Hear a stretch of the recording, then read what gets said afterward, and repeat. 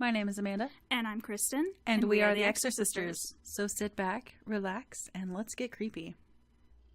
Welcome to episode 11. And in this episode, we will be discussing the 1931 Universal monster classic, Frankenstein. I did a little research, and technically this is not considered a horror movie. Because the term horror movie didn't start until 1934. Spooky bit? Yeah, right? Interesting. Mm-hmm. How many times have you seen this? Only 2 now. This is the really? second time I've seen it. It was one of those where I feel like I told you I've seen it, but I think it was one of those on like the Classic Movie Network on the weekends, and I was like cleaning, so I've never really like sat down and paid attention to it for very long. But I really enjoy it. And it's only about like an hour and 15 or something like that. So it's not a huge commitment if you just want to sit down and watch a good movie, a good old movie. It was really good. I'm so happy I watched this again because it hit me more than it did when I was younger. You're a lot more empathetic. Yeah. This poor monster in I know. Whole movie. So the beginning of this movie, it starts with, in most versions nowadays that you'll find, it starts with this prologue.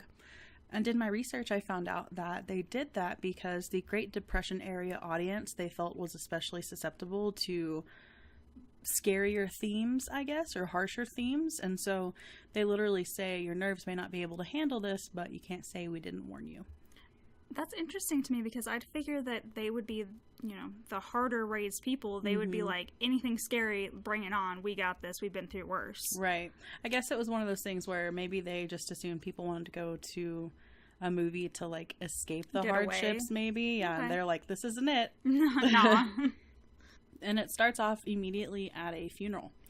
And you think that this might have something to do with some characters you're about to meet, but it doesn't. The funeral doesn't. Whoever died doesn't.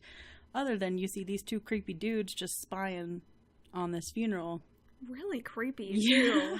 I'm watching it like, And they need the body. Because obviously, at this point in our culture, we know what Frankenstein's monster is. Right. So you know that he needs the body to basically splice together this new person. And so they essentially get the body. They dig it up and they take it. And then this part wasn't super clear to me. And again, I'm always taking notes, so I may have missed it. But they're walking out and they come upon the gallows and somebody's been hung. So they take 2 bodies, right? Yeah, because he needs to piece together this body. So it's not even clear how many people he has actually, stolen. Right. This was our first so far from James Whale, which I'm pretty excited about. He's the Universal Monsters. That's all James Whale. That's his thing. Yeah, and he was so impressive, obviously, that Universal actually brought him over from England at the time and gave him his pick. He can choose any movie that he wanted to do, and he looked at Frankenstein. He's like, I want to do that. Thank God. Right? Thank you. Appreciate it. It cuts to a medical school, and they're kind of spying on this anatomy class or this medical school class, and you see this professor talking about the brain, and he's got 2 specimens of brains. One of them is a healthy normal brain, and the other one is like a hardened... An abnormal one? Abnormal. The other one is a criminal, hardened, murderous, homicidal, basically maniac brain. Right. And he sends his assistant, whose name is Fritz. It's not... Igor. Right. Igor doesn't come in until later. Or Igor. So Fritz goes after the class is let out, and he goes to get a brain, and he gets spooked by something. And so he drops the normal brain. They're literally labeled like normal. And like he drops the normal one, and then so he goes back and he grabs the abnormal one, and you're like, ooh, okay. So you're going to put the bad brain in the monster. It was interesting to me watching this, seeing how close Young Frankenstein parodied it. Oh, Gene Wilder did so good in that movie. Scene by scene, almost, they had just a little bit funnier. Because even in this, it's kind of funny when they see the jumping skeleton and stuff. Yeah. It's kind of funny in the beginning. Right. And then they just, doubled on top of it. Right. And there is a lot of humor in this movie now. It's so interesting to me, and it's something that you can't really answer unless you talk to somebody that was in a showing of Frankenstein, which you're not really going to find anymore. Right. And I wonder, how shocking some of this stuff was to people. Because now it's not scary. And it's not funny in the way where you are like, oh, this sucks. It's funny. It's funny in the way where you can see humor because you're not scared or freaked out or disturbed, you know. I feel like it had to have been scary for those people, though, like not seeing any of these movies that we have throughout the years. And even this, it wasn't scary, but it was so sad when you get to the monster. Yeah. But I also wondered, did people think that it was sad for the monster? Or did they also see him, and we'll get into it later, purely as a monster? Like the village people did. Yeah. You know? And even Boris Karloff, who played the monster, said that he felt that children would empathize with the monster more than adults would. Which, by the way, Boris Karloff killed it. He was amazing. I'm watching him in these scenes going, oh my god, he's not even saying words, just pure acting, and he's doing amazing. You just want to stare at him the whole time. Like, stare at the monster's expressions in his face as he's learning things. But we'll get to that in a minute. So, after the brain scene, after he steals the brain, it cuts to his fiancée, Elizabeth, and their friend, Victor. Yeah. And Elizabeth got a letter that says that Henry is Henry Frankenstein. So that's the doctor, Dr. Frankenstein. Left his fiancée Elizabeth a letter saying that he's going to basically isolate himself in this abandoned tower because he just has to focus on his work. Because he's a mad scientist type. Yeah, exactly. And she's really concerned about him because they're supposed to get married. Like, the village has been awaiting this big marriage, and it's interrupting their lives, and she's worried that he's going insane, basically, and he's overworking. And as she should. Yeah, no, right. Because you find out, too, he's dropped out of medical school. I mean, he's dropped his entire life. He's not getting married like he said he would. Everything is just derailed because he's just so wrapped up in this project. Yeah. And Victor, I don't know, is Victor really a friend if he's just trying to get in the pants of somebody's fiance? Right?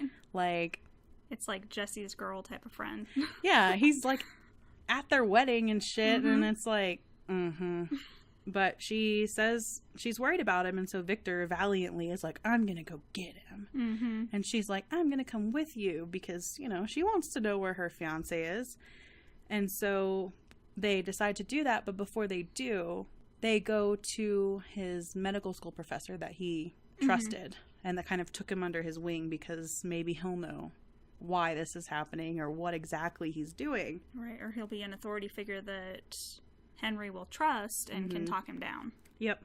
So they talk to this old medical school professor of his, and he says he became obsessed with creating life.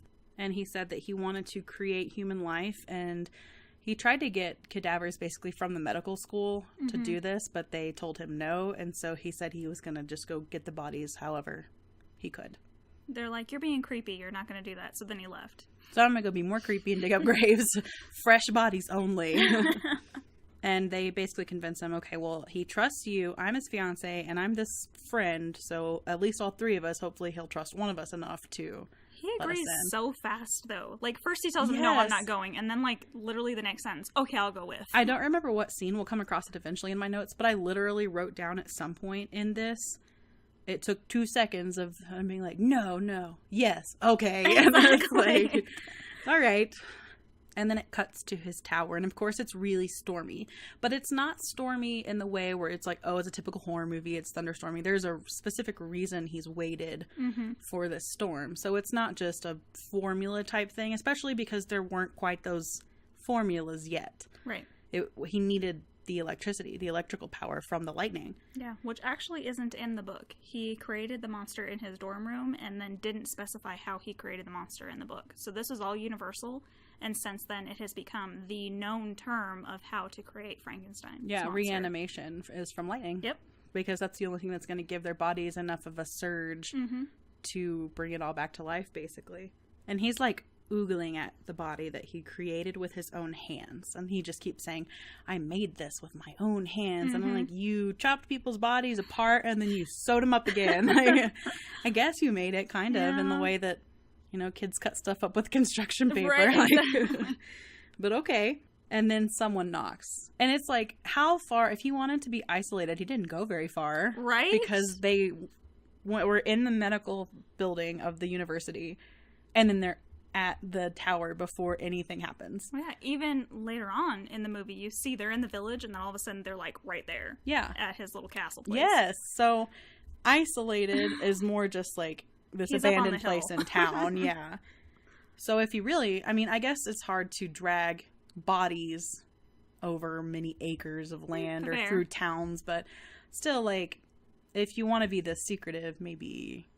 Yeah, farther out. Maybe. Especially, and I also wrote this down, he literally tells her where he's going in his letter. Mm-hmm. He's like, this is where I'll be. Mm-hmm. And I get that it's, you know, their relationship dynamic. He still loves her and wants to be with her, and she feels the same way, so he doesn't want her to worry too much, but he's literally asking to be caught and found. So it's like, does he want them to come? Right. Or does he really not? Like, because he's spelling it out for him. So he opens the door and sees that it's Elizabeth and the gang, and and he begrudgingly just lets them in. And that doesn't take much convincing either, because Fritz is like, no, go away. And then he's like, oh, it's Elizabeth. Let her in. Victor calls him crazy, because he's like, they're kind of seeing what's going on without knowing exactly what it is. Yeah. But he's for sure crazy. Yeah. In male fashion. Because, okay, Elizabeth tries to calm him down and say, like, you're going a little off the deep end. And he's like, no, I just kind of, no. But then Victor's like, you're crazy. And he's like, I'll show you crazy. Like, okay.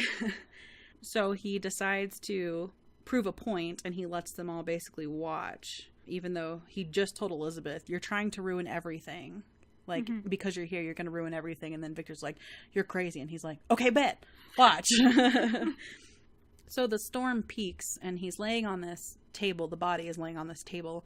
And he's got this, like, pulley contraption. And he lifts the body up to basically get struck by lightning by the conductors. Right, which that actually isn't even Boris Karloff, by the way. That's the guy who designed all the electrical stuff for this scene, because Karloff was too spooked that he would get hit by some of the sparks. And obviously he was correct, because the stunt double, he had part of his belly exposed, and he got, like, white hot stuff right across him. OSHA wasn't a thing. Yeah. And I don't know if... It looks like it's a little moon roof, but obviously this is a decrepit old building. So there's just a hole in the ceiling. Whatever this thing or he made it that way. To get him to... I wonder how he rigged all that up there. Right? Like, by himself and with this disabled, like, because he's hunched over. Like, he doesn't walk very well. He walks with a cane assistant. So, But, of course, you've got this big old lightning show, and then the table just comes back down, and then you get... He kind of twitches a little bit.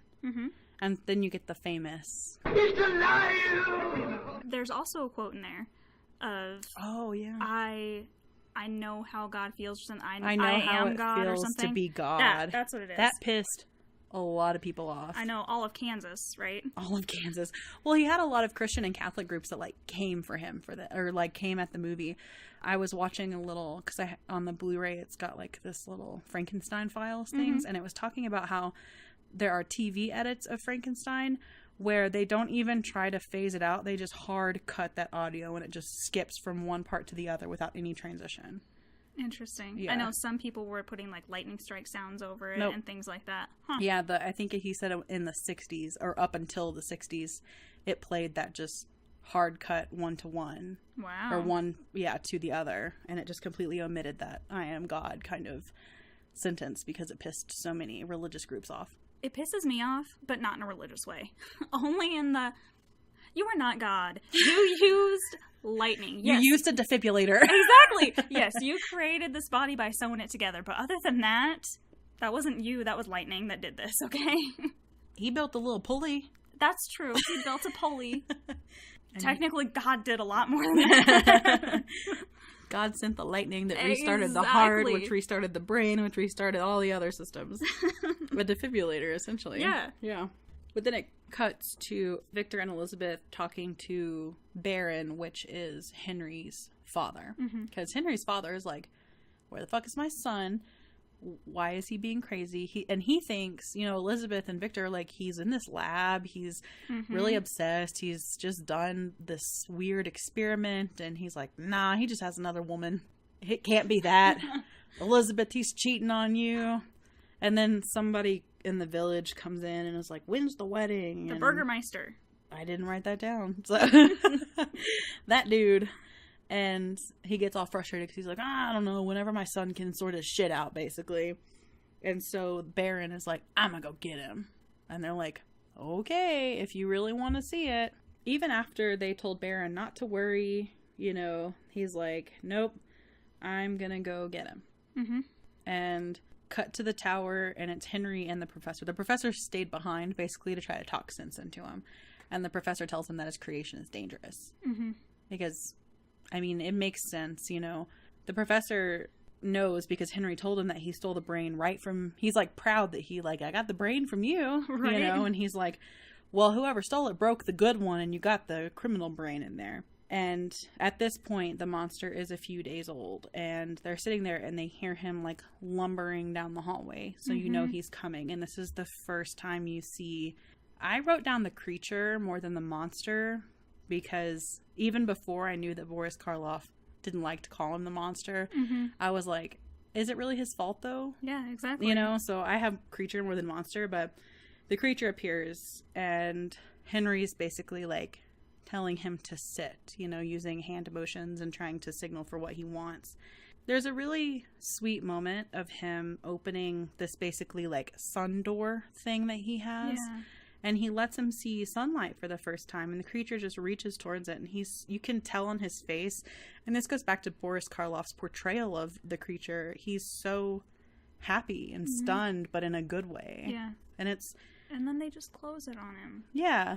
They let him see it, and he lifts his hands towards it and gets all happy, and then they just, why can't you just leave it open? Exactly. And let him enjoy the sunlight? If you're not going to let him outside, right, keep the sun door open. Mm-hmm. It was a happy moment, and then it was sad almost immediately. Because, again, because Boris Karloff did such a good job just acting with his expressions, you can see how sad he gets when the sun goes away.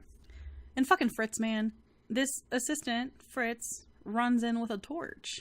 And then Frankenstein's even like, get the torch away from him. And he still comes at him over and over again with the torch. It's like he's feeling powerful for the first time in his little life. And so he's like a little kid torturing a bug because he can, you know. We're moving ahead, but thankfully he gets killed. Because I hate him. He deserved it. Yeah. You don't just... And he's just doing it for funsies. It's not like he has... It's not like he's trying to... I hate to say this, but like with animals, like scare them back into a pen or something, because he's not.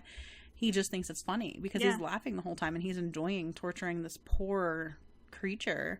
And because the creature starts freaking out, everyone starts freaking out, and then they just tie him up, and he's like groaning, and he's in chains, and then Fritz whips him, and he starts taunting him again with the torch. And now he's chained up and being tortured. Yeah. Which is just awful.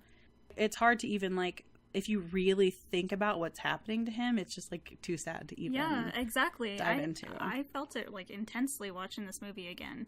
When I was younger, not so much. It was just a horror movie, but this one was really sad. Yeah. Like, just leave him alone. He's not doing anything. He's even chained there. He can't do anything. Right.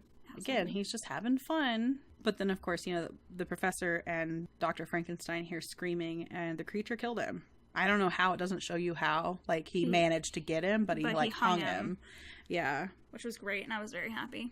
But, you know, then it comes back to bite. Which is kind of funny because Fritz had to climb up and get that body off the gallows in the beginning, and then he ends up getting hung by the creature, which is part of the body he went and got. But again, totally deserved it. If he would have just left him alone, he wouldn't have been killed. But then the creature, of course, you know, they brand him as a monster now. Yeah. You know, and... Even though he was the one getting tortured by a monster. Yeah. Yeah. And the professor tells Henry to kill it, and so they go right on the outside of the door and hide on either side of it and draw him out again, and Henry draws him away with a torch, and the professor sticks a sedative needle in his back, and it does eventually knock him out after he knocks the professor down. You kind of think the professor might be dead at this point, but... Right. Because he just, like, passes out. But he's not, and the monster passes out. And they sedate him specifically so they can kill him. They're like, okay, you lost your chance. You killed somebody that was torturing you with fire. How dare you, this evil, homicidal maniac monster, you know? I mean, especially when you've got a creature or a person or whatever this is, it's obviously a primitive being. So its only real instincts are... to kill or attack or hide or run. And you took away the hiding and the running. Yeah. So obviously it's going to attack and kill because it's being harassed and tortured and thinks that it's going to get killed. What did they expect? Right, exactly. I would have been like, oh, well, Fritz shouldn't have been fucking around. Too bad. Exactly. You know, show the Fritz some kindness, and, you know, it might be different, but we'll go into that in a little bit. But at this point, again, we know he's not far, so Victor shows up to warn Henry that Elizabeth and Baron are on the way, and then they knock immediately. So I don't know, how did he not know he was running like 5 feet in front of him the whole time? And Baron, this was what I wrote down. He knocks, and then like 2 seconds later, he's like, "Nobody's here," and he doesn't even give them any time to actually get to the door. But the professor lets Baron in and tells him that he needs to get Henry out of there. Mm-hmm.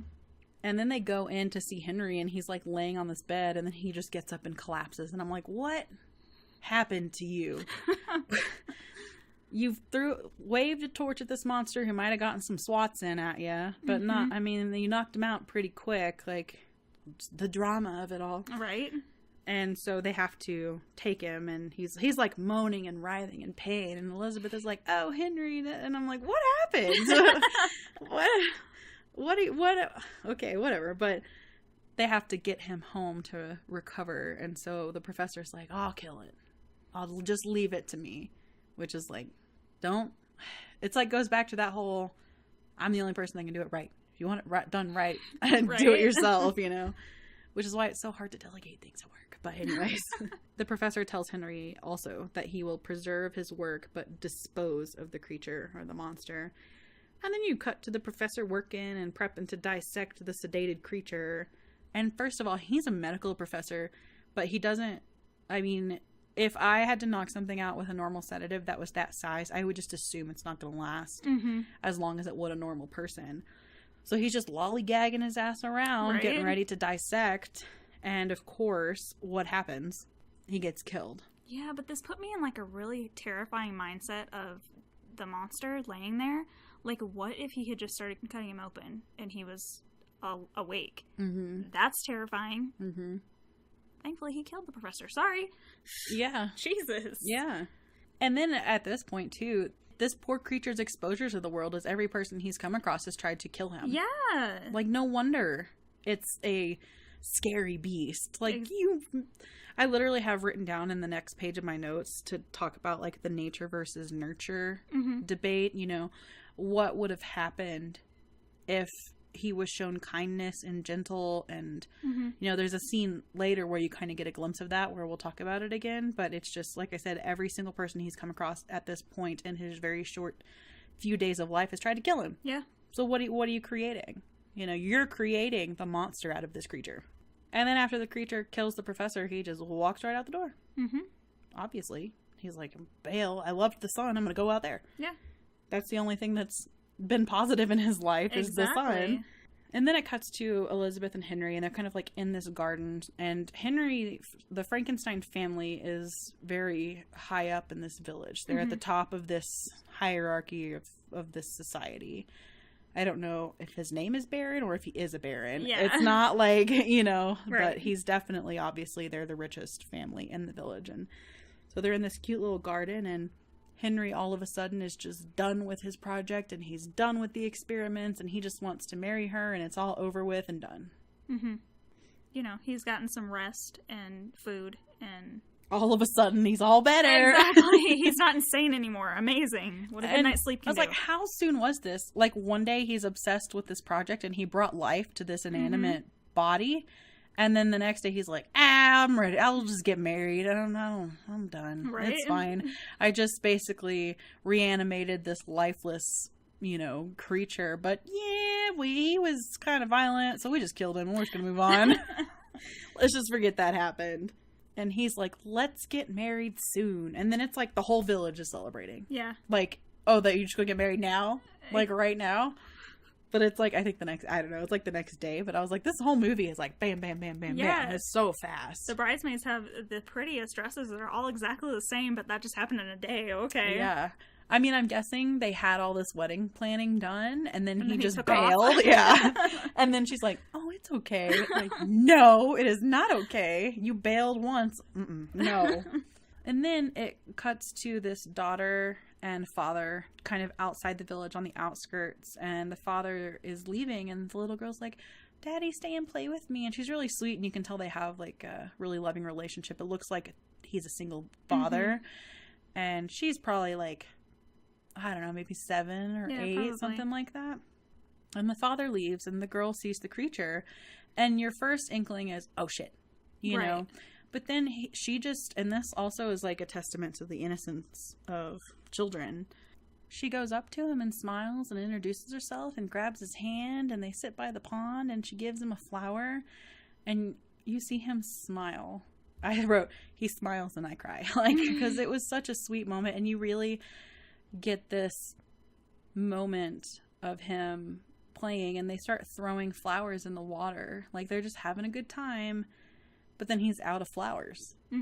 And since he's out of flowers, he's like, I know what I'm gonna do. I'm gonna throw her. She's got flowers. So he picks her up and he throws her in the water. Yeah. But to me, it wasn't, especially with the events leading up to it, it was a very like gentle scene. Yeah. I don't think it was malicious by any means. No. Obviously, folks in the 1930s did, because they ended up having to cut it out until, and it was totally lost until the 1980s. It was refound and incorporated back into films. Nobody even knew that scene existed. Which is really sad. I mean, Boris Karloff, first of all, he said that he didn't want to kill the child in the script. He disagreed with that part of the script because he wanted to make it more of a conflicting problem where you see the monster or the creature maintain some sort of innocence. Like, see, he's not all bad, but then he throws her in the water. And even later, without that scene, you obviously find out that she's been drowned. Yeah. Well, it's even darker without that scene, because you see the monster with her, and then all of a sudden the father's carrying the dead body. Girl. So did he That's even more terrifying. Hold her underwater, or you don't know what happened. But they were just throwing flowers, and he ran out of flowers, and so he thought it'd be fun to throw her. He doesn't understand the difference. Yeah, and she even says, "Stop, you're hurting me," but he doesn't know language, really. Right. He's just communicating with grunts and facial expressions, and that's how he perceives people with what they're doing. And it was just a really tragic scene, because you know that he could have been a lot more than he was, right? Because all he was exposed to is violence. But in the movie scene, I do have a little question. Their cottage is literally right next to the lake. Why does she not know how to swim? I was thinking that too. I mean, because it's not like he held her under. He threw her a pretty good distance. So if she had known how to swim, she should be fine. She would have been fine. And you would think, I also know that this was a different time, but we had a swimming pool growing up, and it was a long time before my parents would leave us alone, just because of the fact that we had a pool in the backyard. You know, and my brother and I know how to swim, and we knew how to swim, and we knew how to swim well. But you never know if you're going to fall in and slip and bump your head, knock you out, or whatever. This little cottage, what if she just like gets up in the middle of the night and walks outside and you're not paying attention and drowns? I feel like they would have taught her how to swim. Or she just wants to go for a swim. It's hot. There's no AC. Exactly. That's not a thing. I mean, you cool off by jumping in a pond, you know? So that was surprising to me, and I don't know if you'd call it a plot hole necessarily, or somebody was irresponsible and didn't teach her how to swim. Yeah. You know, but it clearly in this part of the movie and in this version, he walks away when she's in the water. So you know that he didn't like hold her underwater. Yeah. You see him run away because she's not coming back, and he kind of freaks out and leaves. Right. And he freaks out too. Yeah. I feel so bad for him. How scary. Yeah. You finally had someone who was nice to you, and now they're gone too. Yeah. And he kind of has this, I don't know if it's like a conscious realization that he killed her or just something's wrong. And he's scared. You just don't know. You can only assume. And then all of a sudden, we're back at the wedding. That happened 2 hours after they had a conversation about getting married. And Elizabeth tells Henry before the wedding that she can feel something bad is going to happen. Like, they're about to go get married, and then she tells her friends that she has to see Henry. And they're like, no, you can't see him. And she's like, no, I need to see him. While Elizabeth is telling Henry that something bad is going to happen and she can't shake this feeling. And she's like in her wedding dress, all done up. She looks beautiful, by the way. That's a beautiful wedding dress. That's what I was surprised. I'd be like, no, it's dated. Even in black and white, like when I went to go look for my wedding dress, I specifically was like vintage lace because I just think it is so timeless. And like I said, even in black and white, you could just see the lace detail, and it is absolutely gorgeous. Victor rushes in and tells them that the professor was murdered and the creature's been terrorizing the mountainside and he's in the house. Okay, I have a question here. Mm-hmm. Who found the professor? Because the whole village, including Victor, was at this house. Mm-hmm. So how do we know that he's killed? Was it just somebody in the mountainside? She does say that she's waiting for the professor, and he hasn't shown up yet or anything like that. So maybe she sent someone out. She was worried. Maybe. And you don't ever know. Mm-hmm. So, but that's not a bad answer, to the problem or the question, I guess. And then, of course, they run out to go look, and he's like, "You'll be safe here, and you need to stay here." And he locks Elizabeth in her room, like with a key on the outside of the door, and locks her in. Why? Can she not? Because this is 1920s, 30s movie, and that has to be done to women. You'll be fine. Like lock the door. That's not the only movie that happens, and that happens all the time where they lock the woman in. Yeah, and there's the monster / creature gets in because there's like, I don't remember if it was a window or if it was like a back door. Yeah, they're like to the bedroom. Either big tall windows that open or a door. Yeah, because he just like steps right in, And he comes up behind her, and she's screaming, and she's banging on the door, and they get in, and she's just passed out on the bed. Mm-hmm. But it looks more like got scared and passed out than like he did anything to her, right? Because he basically got spooked and bailed. And that's when you see it cuts to the father walking his dead, and she's still like wet and dripping, his drowned daughter through the village. He says she's been murdered. She made me so sad. Yeah, and then the town gets all riled up. But I have another question here. How did he know that she didn't just fall in? He wasn't there. Like, how did he know that she was murdered? Because he specifically says she was murdered. But you left. She could have decided to... She asked you to play with her before you left, and you were busy. And I get that. Single dad, you got to go do whatever you got to do. But how do you know she didn't fall in or try to teach herself how to swim? Because, again, if you believe the scene, he just throws her in and walks away. So she could have... It's not like there was any, like... He didn't beat her or hit her. Yeah, there's no there marks wasn't on a struggle. Her. Right. So, that's a good point. Again, I didn't really think of that. You're just kind of you're being asked to just buy into that. Which is not a huge problem, but I was just kind of like... It gets the town kind of all the torch and pitchforks kind of riled up, and... on what merit or what assumption. Does he know that there's this creature going through the mountainside? I don't know. You don't know. But he gets these people up that they congregate outside this building. Yeah. And they're demanding that they find this creature.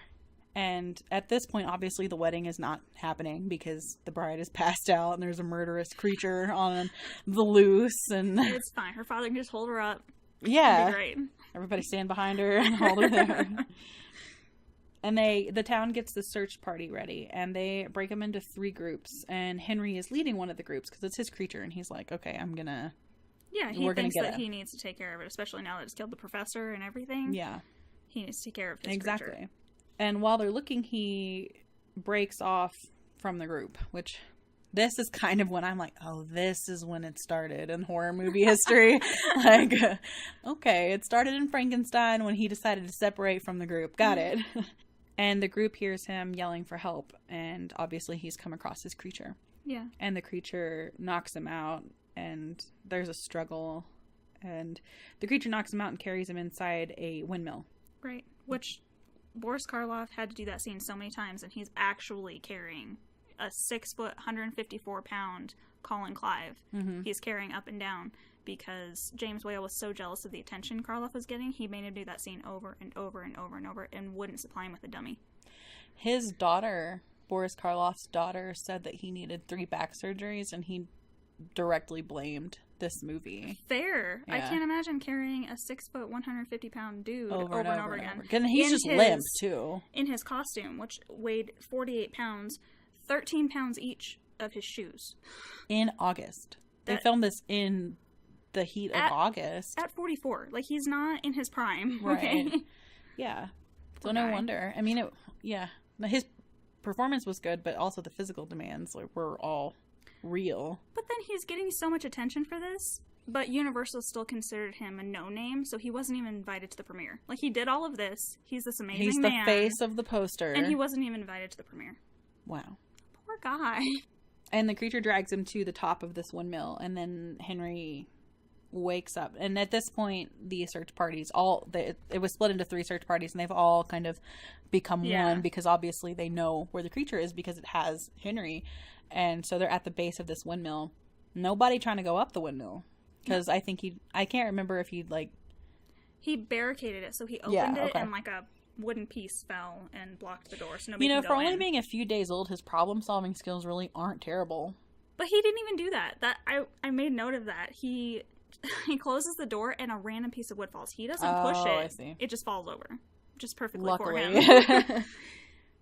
And, because they're trying to barricade the door down, and I wrote down right here, a whole city of men can't bust this rickety-ass door down. But Henry wakes up when they're up in the windmill attic-y area, whatever, the top of it. And there's this, like, little ledge. It kind of looks like a balcony. And there's this whole big struggle.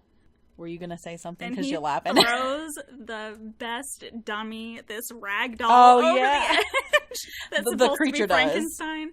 I know that this is an old film and you have to accept some of that stuff, but it is so good. You have just this doll and it hits one of the windmill blades and it's just so fake and of course, great. He wouldn't let him carry the doll up, though. Right? They had a dummy. Come on. Yeah. And it's funny. It just, like, you see it kind of flailing around and hitting the windmill and then it falls to the ground. There was no stunt dude that would do that. Yeah. Come on. Yeah.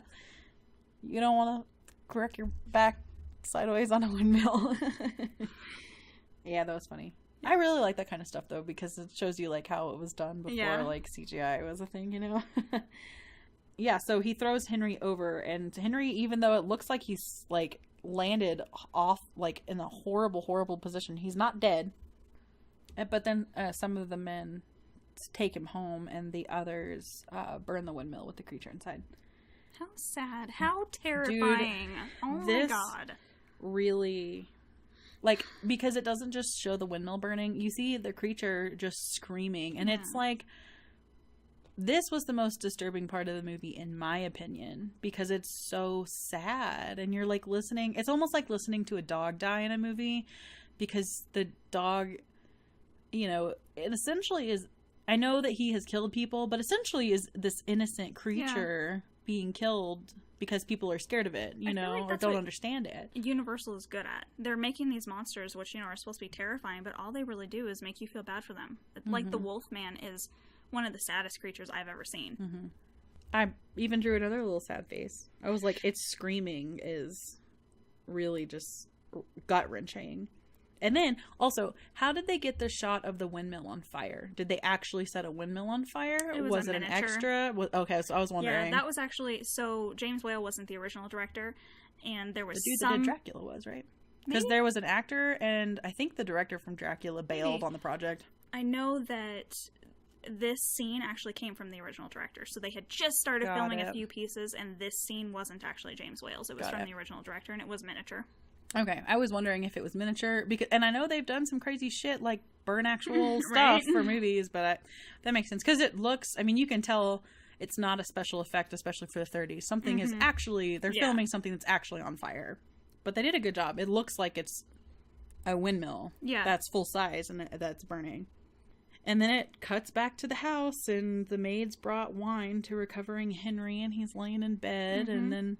Instead of Henry getting the wine, Baron drinks it and says, "Here's to a son to House Frankenstein." And then that's that. The end. That's the end.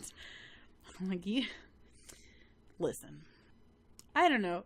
I guess he didn't have much of an attachment to the creature, but in the beginning, it's like, look at this. I created this. It's like, it reminds me of fucking Gollum in Lord of the Rings. And he's like, my precious. Like, you know, he's so obsessed with this. And then it only takes an hour of events for him to be like, nah, just kill it. You know, I'm over it. I'm you done. would think that he would be more defensive of it, but instead he just completely resolves to, okay, it is a monster, it is dangerous. And I get that. Yeah, he is dangerous because he's just got so much brute strength because he's such a big creature. But it's not like young Frankenstein, where it actually tries to save it. Yeah, exactly. And I have read Mary Shelley's Frankenstein, but I think it was on my, like, 9th grade reading list. I don't really remember it, but it just seemed to so quickly he was like, kill it, and it just, nobody gave this poor creature a chance. No. Because they were just so blinded by fear of it, which was the horror aspect of it, Yeah. Which is sad. Boris Karloff said the monster was his best friend. I think I mentioned this, but he even said that he thought that children would empathize with the monster more than adults because it's learning everything from scratch. Like, it's clumsy and its movements and its speech, and he thought that that would relate to, not that there were a lot of children watching this in the 30s, but he thought that children would be able to understand the monster more than adults, which is what really emphasized its true innocence in his mind. Right. It's actually not his real name. Boris Karloff is a stage name. It was actually, his real name is William H. Pratt, which is interesting to me the more I think about it, because you'd think that people would want more Anglicanized names. Instead, he went from a William to a Boris Karloff. Like, that's so exotic. Yeah, Boris is a name to me that sounds like a big lumbering, so and maybe it was just part of his monstery persona. But this was his 81st movie. I thought it was 18th. No. 81st movie. Yeah. So when did he decide to be Boris? Or why? Yeah. But, I mean, you have Boris Karloff, you have Bela Lugosi. These are such exotic names. Which Bela Lugosi was the one that was actually supposed to be Frankenstein. He was too attractive. Yeah, and when James Whale came on board, they got rid of Bela Lugosi also because Bela was offended that he was going to play such a lumbering... hideous... that wasn't even going to talk. Yeah. Which is funny because later on when his career was in decline, he actually went on to play Frankenstein in Frankenstein Meets the Wolf. All these spin-offs of Frankenstein happened. I think Boris did 4 of them. I think so. I think he did 4 of them before he resigned from Frankenstein.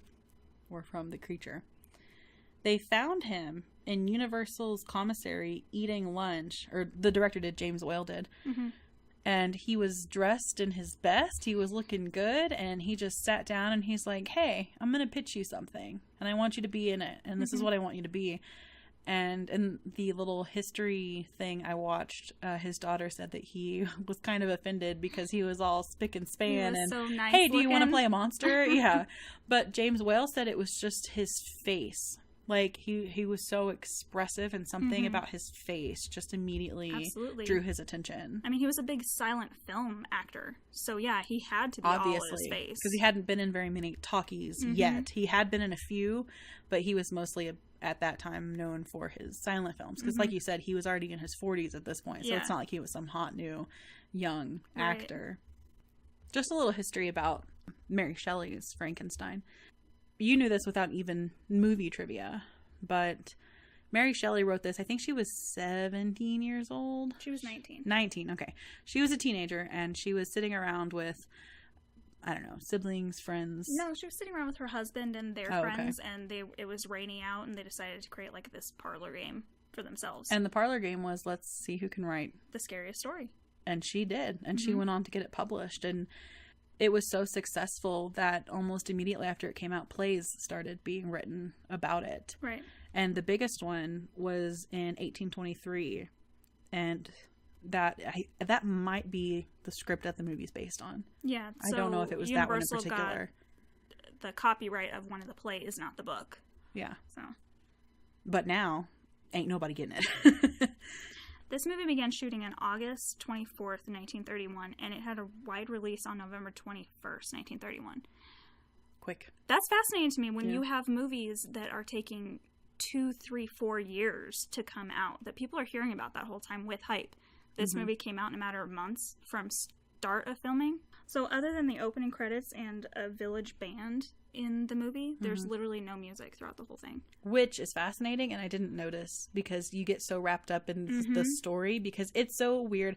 If you take any movie nowadays and you strip it of its music, it's a way different movie. Yeah. It's a totally different experience because music plays such an important part in our experience, our emotions. Like, imagine watching a horror movie without that gripping, scary, dissonant sound, But they did it. Right. And it was, I didn't notice, to be honest.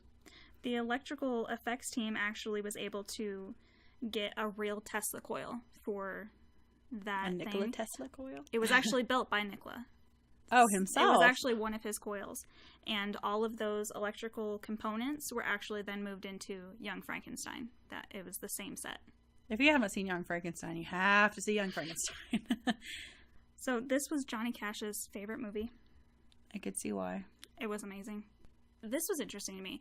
Frankenstein was actually renamed. And I found it funny because the whole time I was thinking of Young Frankenstein. Mm-hmm. You know, Victor. Yeah. I was thinking that the whole time, but then his name was Henry. I was like, I swear to God in the book it was Victor too. And then I looked it up and it was actually, they changed his name from Victor to Henry because they figured that the American public would think that it was too severe and unfriendly sounding as Victor. Victor? Mm-hmm. Henry's good old white boy name.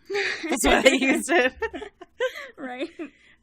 The monster makeup is actually still under copyright with Universal through 2026. Ain't nobody getting that. When it goes back up for sale, do you think they're gonna, another studio's gonna try to buy the rights, or do you think Universal will just have it forever? I'm sure Universal just knows like the second it goes up for sale and just like website domains. They're exactly. like, nope. And then Boris Karloff was such a good human being. He actually, every single year, he would dress up as Santa for the disabled children of Baltimore Hospital.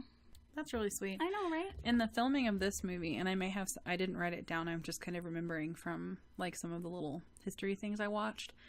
The little girl that played the one that he threw in the pond, mm-hmm. She specifically wanted to go to set in the monster's limousine with him. And so they would walk in and it was so funny because she didn't want to be thrown. I also thought this was sad, but she didn't want to be thrown in the water. Mm-hmm. Because she couldn't swim. And the director had to bribe her and asked he would give her whatever she wanted mm-hmm. if she would let them throw her in the water. Mm-hmm. And she said she wanted a dozen hard-boiled eggs. Mm-hmm. And do you know why she fucking said that? Because her mother wanted her to be a star and had her on a diet. She was 7 or 8 years old. Yeah. That's so fucking sad. Isn't that? Yeah. She's a baby. Mm-hmm. What the? And she watched her eating, and so when somebody said, I'll give you whatever she wanted, she just wanted a dozen hard-boiled eggs. And so he gave her 2. What the hell is wrong with... That still happens, too. That's not just like an old-timey thing. Like, parents, again, I'm not a parent, but don't say shit about your kid's body. Yeah. Like, just, you're gonna give them a complex. Yeah. And clearly, if all she wanted was, it's not like she wanted chocolate cake. It's not like she wanted sweets. Yeah. It's not like she wanted, food. She just wanted eggs. Yeah. Not even like deviled eggs. Like, she just straight up wanted hard-boiled eggs. This whole movie makes me sad. I loved it, but right, yeah. It makes me sad. Yeah. I didn't even write that down to talk about it, but yeah, it made me think of it, which is, really sad. But I loved this movie. Yeah. I'm so glad I rewatched it. It's going to get really old with me giving all the old movies a 5 out of 5, but I think I'd give this 5 out of 5. They're so perfect. Every time I watch them, I'm like, what notes am I going to make? Because I can't say, literally the only thing I had was the dummy. And then I just had to look up facts. And I just had those small little, how did he know she was murdered? And how did they know the doctor was dead? Like, just little things that... They're perfection. They're not, like, big plot holes, though. Like, you see movies nowadays, and sometimes you're just like, how did y'all miss that? Y'all are the professionals. You can tell that it ended up on the cutting room floor. Or that script is awful. Yeah. Yeah. So, I mean, yeah, I'd give this 5 out of 5.